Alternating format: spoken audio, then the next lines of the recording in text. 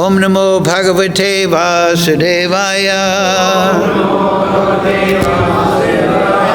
Om Namo Bhagavate Vasudevaya. Om Namo Bhagavate Vasudevaya. Om Namo Bhagavate Vasudevaya. All together, please.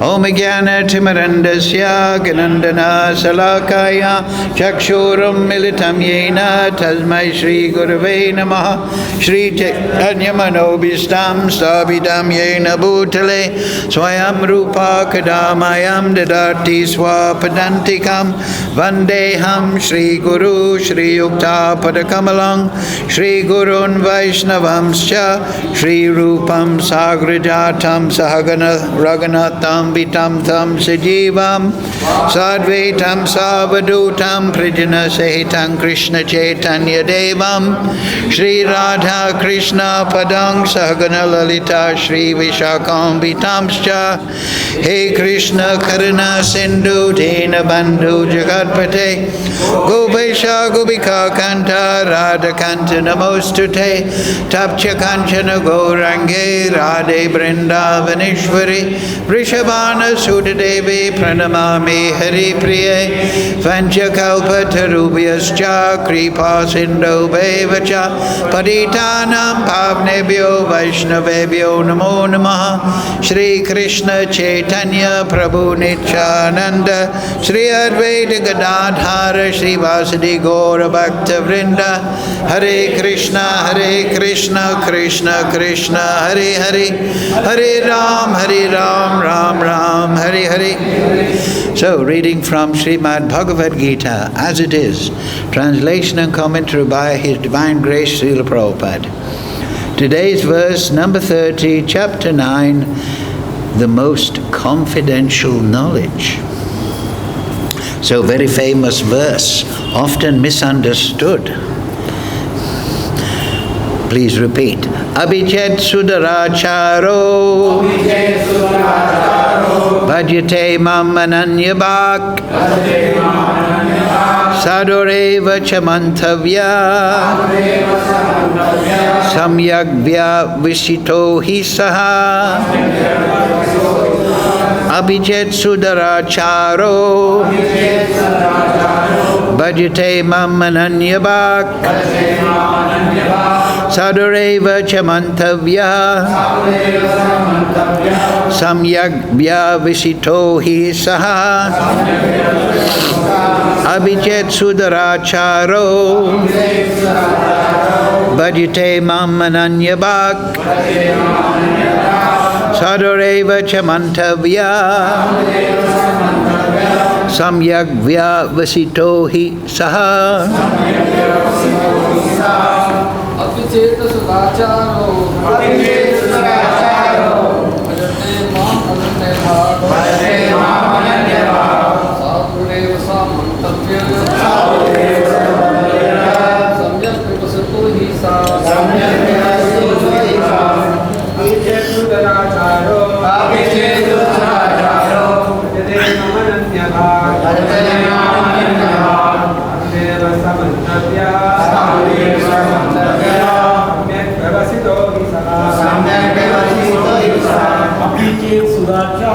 Abhijat su-durācāro bhajate mam ananya-bhāk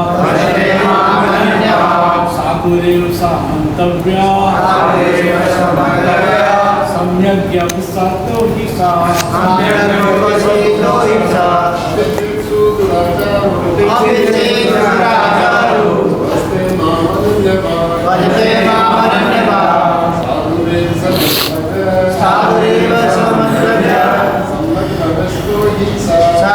vyavasito hi saha.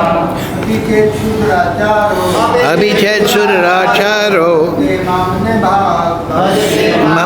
ananya-bhāk sādhur cha mantavyaḥ samyak vyavasito siha. Much it is? Oh. Abhijat su-durācāro bhajate mam ananya-bhāk sādhureva mantavyaḥ. Volume 1. Su-durācāro bhajate ananya-bhāk sādhureva mantavyaḥ samyag vyavasito. Hare Kṛṣṇa. Torah or. Hare Kṛṣṇa. Okay. So, word for word, please repeat. Api, even, chet, if, su-durācāraḥ, one committing the most abominable actions. Bhajate is engaged in devotional service. Mam, unto me, ananya-bhāk, without deviation. Sādhuḥ, a saint. Eva, certainly. Saha, he. Mantavyaḥ, is to be considered. Samyak, completely. Vyavasitaḥ, situated in determination. He, certainly. Saha, he. Translation, Srila Prabhupada. Even if one commits the most abominable action, if he is engaged in devotional service, he is to be considered saintly because he is properly situated in his determination. Please repeat. Even if one commits the most abominable action, if he is engaged in devotional service, he is to be considered saintly because he is properly situated in his determination. So, very interesting verse, right? A lot of discussion on this verse. Here's Prabhupada's purport. The word su-durācāro used in this verse is very significant, and we should understand it properly. When a living entity is conditioned, he has two kinds of activities. One is conditional and the other is constitutional. As for protecting the body or abiding by the rules of society and state, certainly there are different activities, even for the devotees, in connection with the conditional life. And such activities are called conditional. Besides these, the living entity who is fully conscious of his spiritual nature and is engaged in Kṛṣṇa consciousness or the devotional service of the Lord has activities which are called transcendental. Such activities are performed in his constitutional position, and they are technically called devotional service. Now, in the conditioned state, sometimes devotional service and the conditional service in relation to the body will parallel one another. But then again, sometimes these activities become opposed to one another. As far as possible, the devotee is very cautious so that he does not do anything that could disrupt his wholesome condition. He knows that the perfection of his activities depends on his progressive realization of Kṛṣṇa consciousness. Sometimes, however, it may be seen that a person in Kṛṣṇa consciousness commits some act which may be taken as most abominable, socially or politically. But such a temporary fall down does not qualify him. In the Śrīmad-Bhāgavatam, it is stated that if a person falls down but is wholeheartedly engaged in transcendental service of the Supreme Lord, the Lord, being situated within his heart, purifies him and excuses him from that abomination. The material contamination is so strong that even a yogi, fully engaged in the service of the Lord, sometimes becomes ensnared But Krishna consciousness is so strong that such an occasional fall down is at once rectified. Therefore, the process of devotional service is always a success. No one should deride a devotee for some accidental fall down from the ideal path. For, as explained in the next verse, such occasional fall downs will be stopped in due course, as soon as a devotee is completely situated in Krishna consciousness. Therefore, a person who is situated in Krishna consciousness and is engaged with determination in the process of chanting Hare Krishna, Krishna Krishna, Hare Hare, Hare Ram, Ram Ram, Hare Hare, should be considered to be in the transcendental position, even if by chance or accident he is found to have fallen. The word sādhur eva, he is saintly, are very emphatic. They are a warning to the non-devotees that because of an accidental fall down, a devotee should not be derided. He should be considered saintly even if he has accidentally fallen down. The word mantavyaḥ is still more emphatic. If one does not follow this rule and derides a devotee for his accidental fall down, then one is disobeying the order of the Supreme Lord. The only qualification of a devotee is to be unflinchingly and exclusively engaged in devotional service. In the Nrsimha Purana, the following statement is given. Bhavati cha harav anya cheta brisha malino pi vrirajate manusha nahi shasha kulas chabi kadachit timara prabhavatam upaiti chandraha.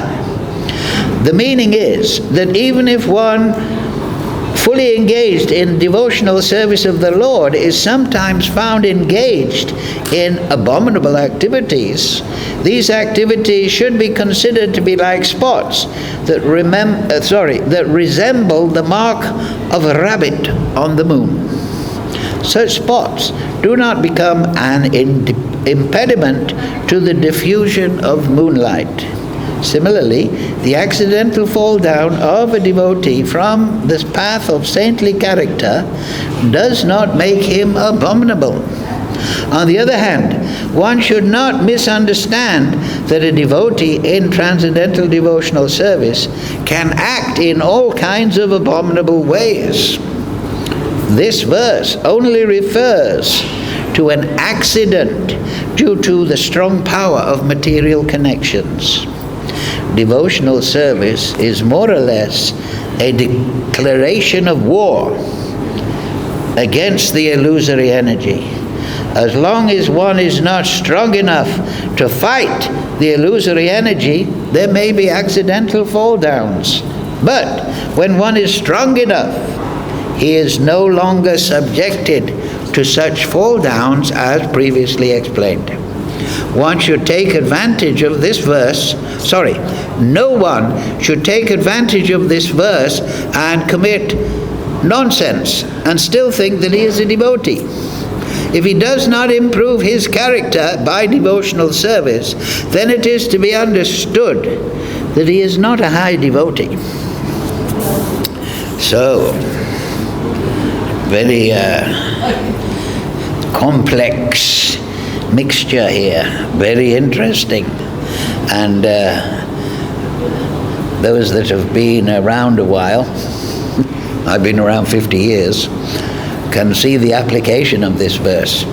So, Mukam karoti vachalam pangam laite girim yad kripa tamaham bande Shri Guru dinatarinam apichet su-durācāro bhajate mam ananya-bhāk sādhur mantavyaḥ samyak vyavasito saha.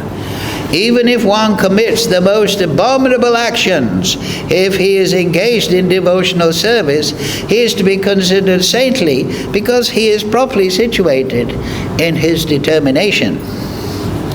So, yes. So Prabhupada at the beginning says that the devotee, he is performing conditional activities and he is performing transcendental activities, if you remember. So what are those conditional activities? They are activities in relationship to his condition, his mind and body, right? Mother Sachi Devi requested Lord Chaitanya, there's only one thing I'll request you, my dear son. Please stay in Puri so that I can get news of you when the Bengali Vaishnavas goes to Puri for the Rath Yatra and come back. They'll bring knowledge of you, what you're doing, how are you. So Lord Chaitanya said, my dear mother, you have given me this body with which I am performing devotional service. I am eternally obliged to you. There is nothing I can refuse you. So that is showing Lord Chaitanya, Supreme Lord, in his position as a devotee, is making many points to us there. How we should respect our mothers. Nowadays in this modern world there's all this feminism and this and that. Oh, equality, equality. No, the Vaishnava thinks everyone is superior. We don't look for equality. We look for service. Things are different. How you can have equality? Between different things. But you can serve everything. You should serve your mother, you should serve your father. You must respect them. Why? Because they've given you this body. And with this body, even though it is a conditional apparatus made of material energy, with this body we are doing our transcendental activities. Shravanam, Kirtanam, Vishnu, Smaranam, Pada, Sevanam, Archanam, Bandhanam, Dasyam, Sakyam, Atmanivedanam. Right? If you don't have a body, how can you do that? So, but Prabhupada makes the point that we're in a difficult situation here. Now, if you become Vastu Siddhi, it's called, there is Swarup Siddhi and there is Vastu Siddhi. Swarup Siddhi means you've realized your relationship with Kṛṣṇa. Vastu Siddhi means you have gone through the Viraja river and you have cast off completely the material mind and the material body. And now you're in your Satchitananda Swarup. That is Vastu Siddhi. So that means you're in the spiritual platform, on the spiritual platform. But until you reach that platform, you should discipline this material conditional body in such a way so that you can perform your Shravanam, Kirtanam, Vishnu, Smadhanam, Padasevanam. But the point is, at the end, Prabhupada makes the point that actually, because we have this conditional body, which has an appetite for eating, sleeping, mating, defending, which may have a tendency to tamagun, which may have a tendency to rajagun, which may have a tendency to sattvagun, we may be distracted now and again. We may oversleep, tamagun. We may become angry, rajagun. We may become lustful. We may overeat. Sattvagun, we may think, oh, I'm so happy, now I can enjoy life. I'll get married and create a dynasty of wonderful children. My wife will be beautiful and kind and obedient to me. Everything will be wonderful. So we may be seduced by Tamagun, Rajagun, Sattvagun during the period of sadhana. Right? We may think, oh, I can enjoy a little bit. And not only that, because of previous habits. For example, we may have liked to smoke cigarettes.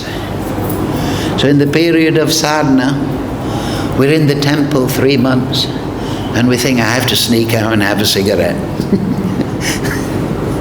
That's a small thing. Kṛṣṇa says, abominable activity. Even if it's abominable, if a devotee is situated in determination, he should not be judged cruelly for that. We should not be like predator. You know, the predators, they look at the herd, and they look, there's a weak member of the herd, I'll attack. Right? That is the predator. That is the matsarya. That is the envious person. Can you close that door? Because there's noise coming in from that air conditioning, is it? It's terrible. Sounds like a railway station.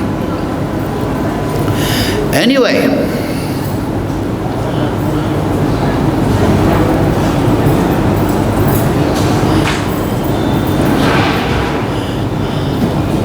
that's a bit less, isn't it? So this is an important point, is it not? That until we're completely purified, until we've attained Vastu Siddhi, there may be provocation by our conditional condition. Our habit. Sadhana bhakti means practice. And what are we practicing? We're practicing our transcendental activities, Shravanam, Kirtanam, Vishnu, Smaranam, Padasevanam, right? But they may be distracted. But Kṛṣṇa is saying, don't condemn a devotee if he has that problem. In fact, glorify him, because he's determined and he's fighting. He's like Arjuna. Arjuna, Kṛṣṇa, I shall not fight. Arjuna, you're talking learned words, but you're lamenting for that which is not worthy of grief. You're becoming a pussycat instead of a tiger. You're not doing your duty as a Kshatriya. This is abominable, right? Parikshit Maharaj, he was in the forest, he felt thirsty. He went to the sage's ashram. The sage was in samadhi. Parikshit Maharaj, he put a snake skin over the sādhuḥ, right? And I think it's Shringi, the son, cursed him. You Kshatriya. You're not a Kshatriya. You're disparaging the Brahmin. He's in samadhi and you do that? What about Maharaj Bharat in the 5th canto? He was doing his puja, he retired, he was giving up the kingdom, doing his bhajan in the forest. He was practically in bhava bhakti, at which Swarup Siddhi becomes manifest. But, oh, look at this poor deer. I have to look after the deer. This is not abominable, it's mode of goodness, kindness. Kshatriya is meant to protect. But he tried to protect the deer, and then he left behind his bhajan. Was it a good thing? So he became a deer, and he still was in the forest, and the sages he used to sit next to the sages as they taught Bhagavatam. And the sages said, you know who that is? That's Maharaj Bharat. He fell in love with a deer. So then he became what? Jad Bharat. Jad means dull. Everyone thought, oh, he's a bit dull. He doesn't talk much. What about Sukadeva Goswami? He left his family. Who was his father? Vedavyas, Shaktivesh avatar to compile the Vedas. Compiling the Vedas? Oh, I don't want this family. affection. In the also first canto, Narada Muni, he was serving the Bhakti Vedantas, and it says there, oh, I wanted to go and meditate as I was taught, but my mother bound me by the rope of affection. And then one day she was bitten by a snake and passed on. So that may seem a bit cruel. So there's another aspect too. A devotee wants to do his transcendental activities. This is the first thing that Prabhupada discusses. So sometimes he may transgress his material duties. He may not perform his material duties. He may prioritize his Shravanam, Kirtanam, Vishnu Smaranam, Sevanam. So people may think, oh, look at that fellow. He's not looking after his mother and father. He's going under a tree and chanting Hare Krishna. Look at that Jad Bharat. He's not getting married, not helping in the house. He's wandering here and there, acting very, leave me alone, avaduta. So he's not performing his material activities deliberately. So that's also, in the eyes of society, that's what the first mistake Prabhupada enunciates. He's doing something that is contradictory to his conditional duties. The other one later on, if you remember, he may fall down from the path of sadhana bhakti accidentally because of conditioned life. In his, he may smoke a cigarette, he may lose his temper, like that. But Kṛṣṇa is saying, don't judge cruelly. Don't be like a predator. Be like a mother who forgives the child. The child does many things. The father disciplines the child. Don't do that again. You fell off your bicycle, you donkey. I told you to drive carefully. The mother says, come here, my dear hero. I'll blow on the cut and it'll be okay. She forgives the child. She loves the child. She nurtures the child. The father chastises, gives instruction. Both are necessary.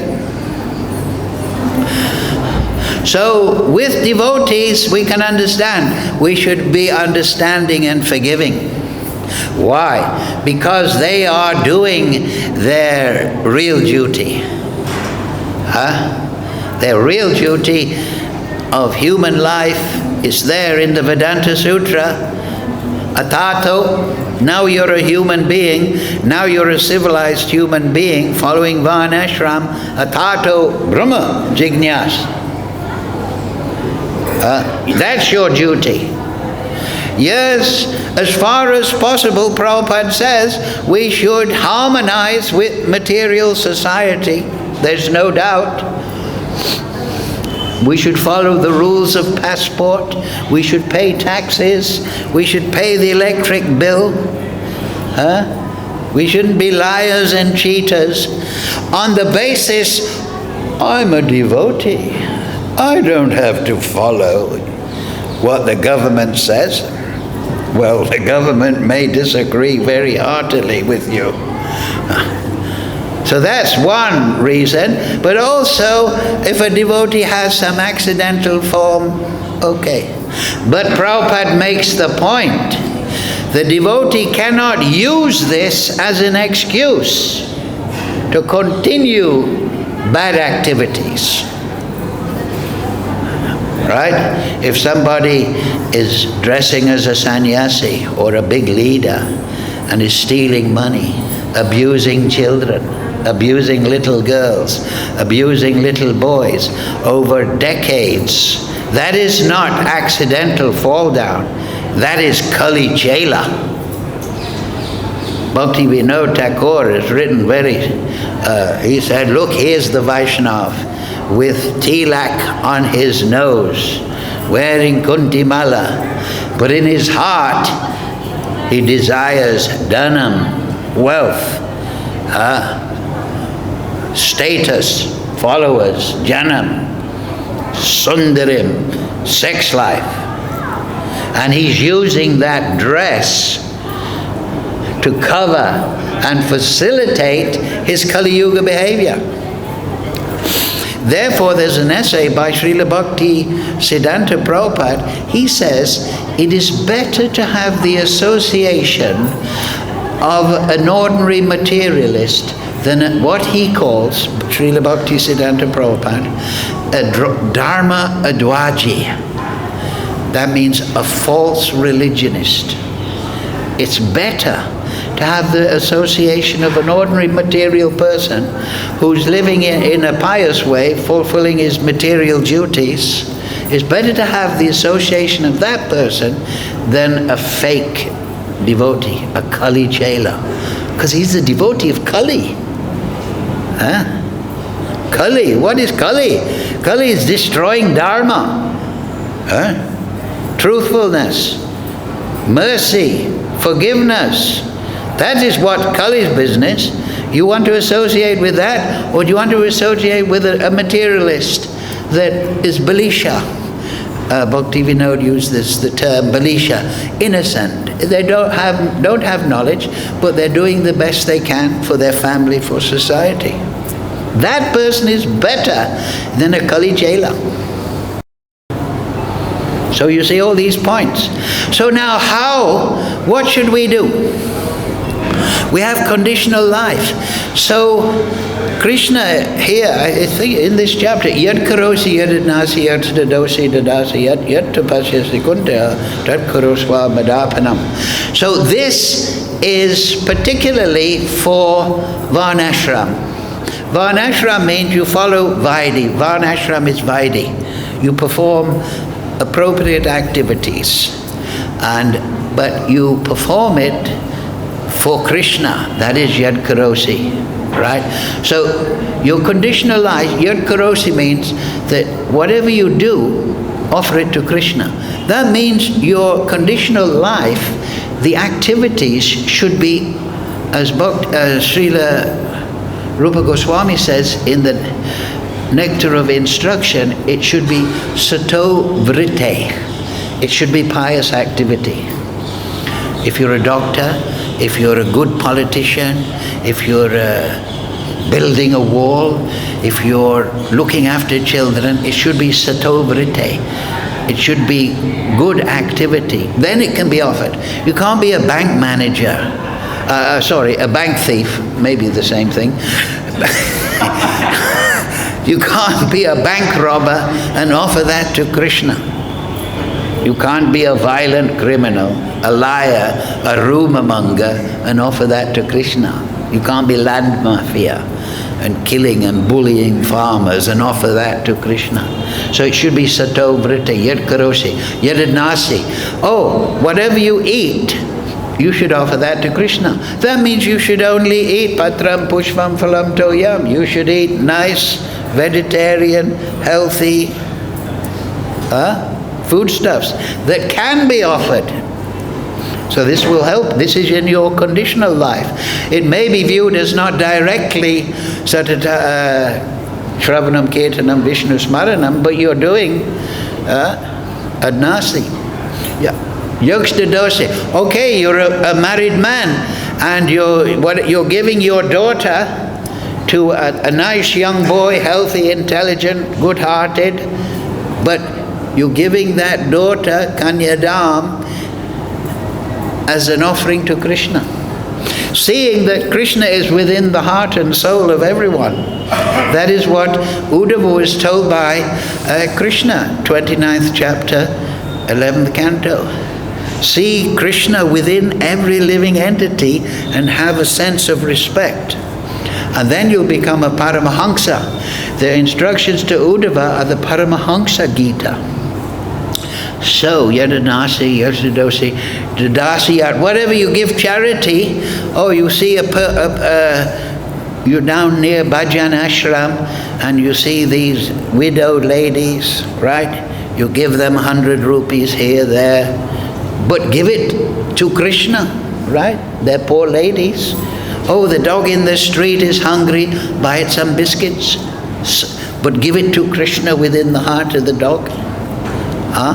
Yadanasa, dadasi, yogstadosi, dadasi yat. Yat tapasyasi. Right, today is Madhwadashi. So you're performing austerities. You have to perform austerities in this life. It means voluntary control of the senses. Offer it to Kṛṣṇa.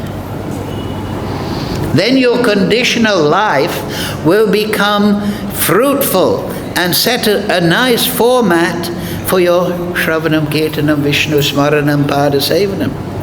You see? This is the relationship between Yad Karosi, Yad Anasi, Dadasi, Yad Tapasya, Sitikunteya, and Shravanam, Kirtanam, Vishnu, Smaranam, Padasevanam. Sato vrite tat tat karma pravartanat. That means you should act according to rules and regulations as far as possible in Vaidhi. And then also, what does Bhagavatam say? Nasta prayeshu abhadreshu nityam bhagavata sevaya bhagati uttama shloke bhaktir bhavati naistike. Okay, you're doing everything nicely, but shravanam. This verse in the Bhagavatam says, okay, you're being troubled by conditioning in the Tamagun and Rajagun, but then hear Bhagavatam. Hear Bhagavatam from a Bhagavat, a devotee. And then it'll be practically destroyed to nil. Then you'll come to the mode of goodness. And then what you should do? Then you should perform Raganuga Sadhana Bhakti. The Bhagavatam verse says, practically destroyed to nil. You're hearing Bhagavat philosophy, you become absorbed in Kṛṣṇa. So what happens then? Chapter 12. If you follow Vaidhi Sadhana Bhakti, the good result will be that you will awaken the desire to attain Kṛṣṇa. Oh, I want to attain Kṛṣṇa. I'm living a pure life. I'm reading the Bhagavatam. I'm realizing Kṛṣṇa. I want to attain Kṛṣṇa. But if that is a proper awakening, then that desire to attain Kṛṣṇa will be in one of the four bhavas. It'll be in Dasya bhav. It'll be in Sakya bhav. It'll be in Vatsalya bhav. It'll be in Madhurya bhav. And all the subsections within that. If you desire to attain Kṛṣṇa, it is not like in bhakti, it is not like the meditation of a yogi. I'm meditating on supreme consciousness, the great light, the oneness, the guiding principle. That's very good. You're a very good yogi. But bhakti yogi is meditating upon Kṛṣṇa the person. And so therefore, we all have our own particular relationship with Kṛṣṇa. Dasya bhav, Sakya bhav. In one of those four bhavas, basically, and by chanting and by purification, the particular mood of that bhava will wake up. Do you understand? So then, Raganuga Sadhana Bhakti. There is Sadhana Bhakti. There is Vaidhi Bhakti, following rules and regulations. But you should awaken the desire in one of the higher bhavas. And then what is Raganuga Sadhana Bhakti? Raga Anuga. Your raga means attraction, desire for Kṛṣṇa in one of the four bhavas. Then you take shelter of what's called the ragatmika devotees. The ragatmika devotees are the leaders of those bhavas. Radharani, Ananga Manjari are the leaders of Madhurya Bhav, Rupa Goswami, Manjari Bhav, so on.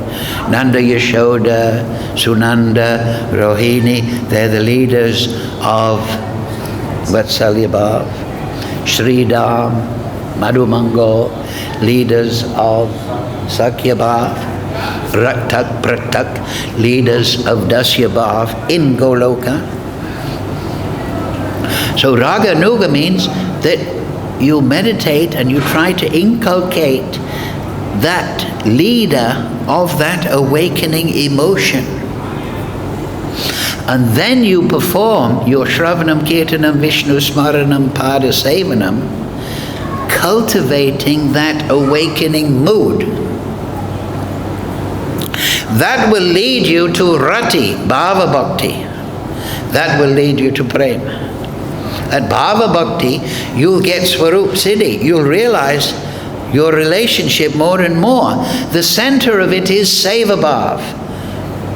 Sevan Mukhi Jiva Do. We talked about this last week, right?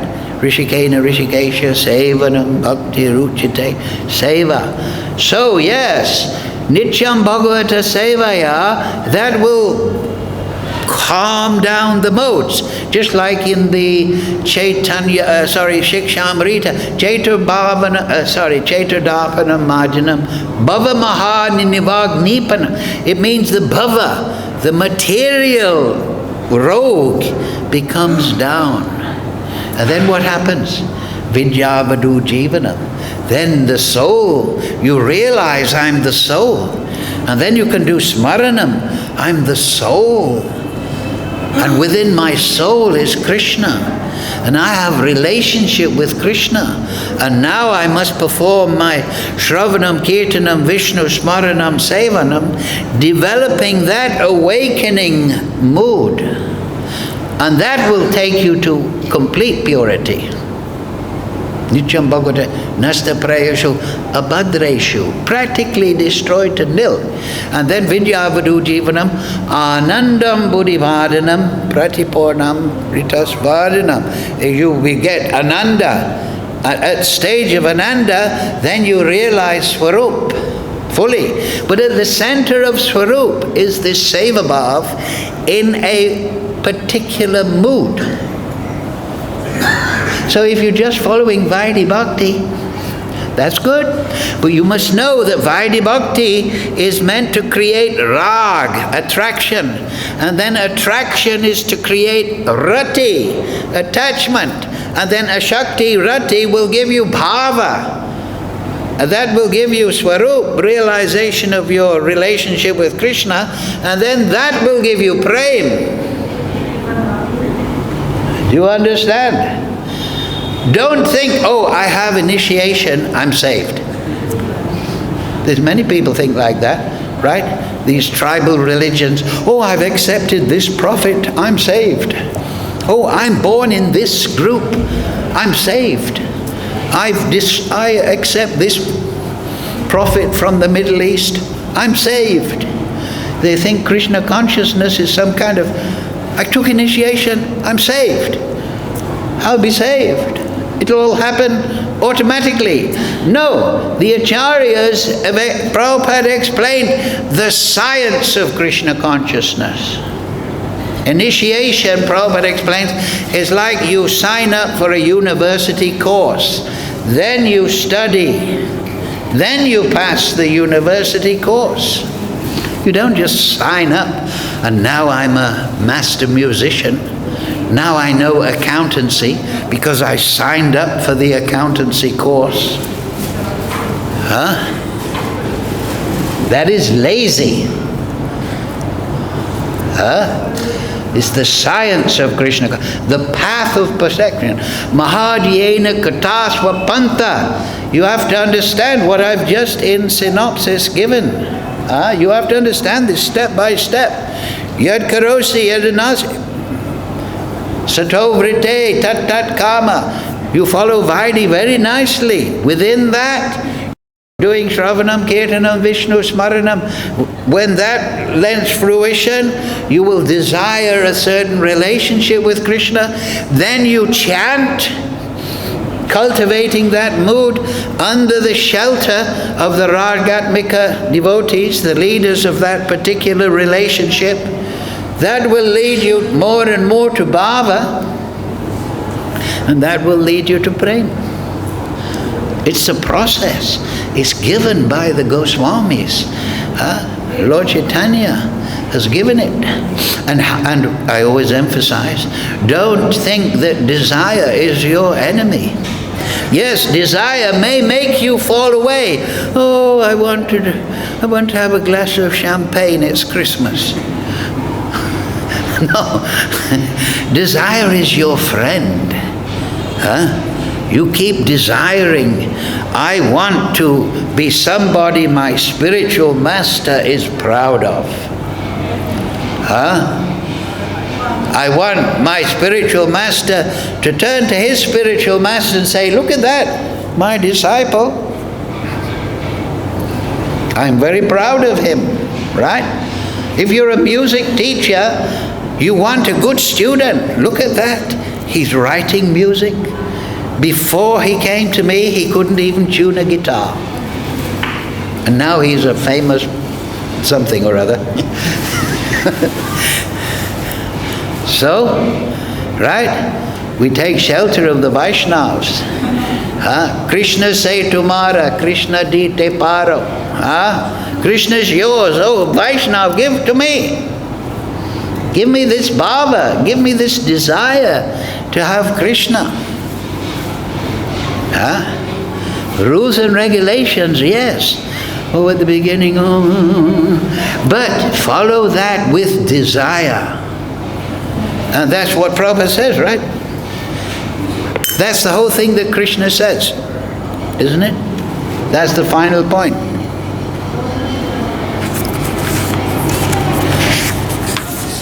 What does Krishna say?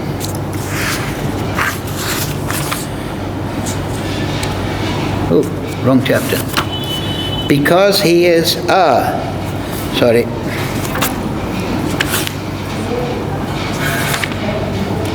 he is still to be considered saintly because he is properly situated in his determination.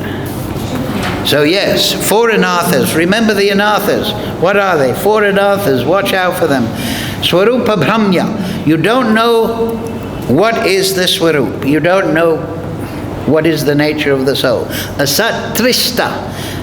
Hankering for material things. This is what causes the deviations, even temporarily. Oh, Dhanam Janam Sundarim, Lord Chaitanya says. Satrista. Hrida abhalyam means weakness of heart. What does Krishna tell Arjuna at the beginning of the Gita? Oh, give up such petty weakness of heart, Arjuna. Armed with yoga, stand and fight. Don't be a pussycat, be a tiger. Be a lion amongst men. Don't, I have to give up champagne, I can't be a devotee. What is this weakness? Hrida abhalyam, useless. You can't give up smoking cigarettes. And you give up transcendental eternal life? What kind of nonsense you are? Krishna tells Arjuna, but you're a big Kshatriya, and now you want to go and run from the battlefield. What will people say about you? Hrida abhalyam. Then 4th one is aparad. That can slowly deviate you. What is it? Dham aparad, Nam aparad, Sevar aparad, Vaishnav aparad. And they're in that order. The worst one is Vaishnav aparad. Sevar aparad means when you're doing deity worship, you should do without fault. But Krishna is very forgiving. He doesn't mind if your intention is, determination is good. Then Nam aparad, of course, we can't chant purely. So, but Krishna will forgive if you're in the right determination. Dham aparad, yes, the Dham will forgive you. You come, pay your obeisances, put the Dham, put Jamuna on your head. The Dham will forgive you. But Vaishnav aparad, only the Vaishnav can forgive you. So be very careful. And that's also in this verse, is it not? Krishna said, you'd better not criticize my saintly devotee just because he's having a problem. That is aparad. You should think, Indian people are very good like that, right? When someone gets angry, they say, oh yes. They don't fight back. He's just angry, never mind. And then tomorrow, they're friends, right? Let it go. Chalega. Koi baat nahi. Kya karenge? Bhagwan sab theek karenge. Kya karo hai? So, we should be like that. If somebody becomes angry, we should be forgiving. That is kripa sindhu bhayavacha. If somebody becomes angry with us, we should think, I'm being blessed.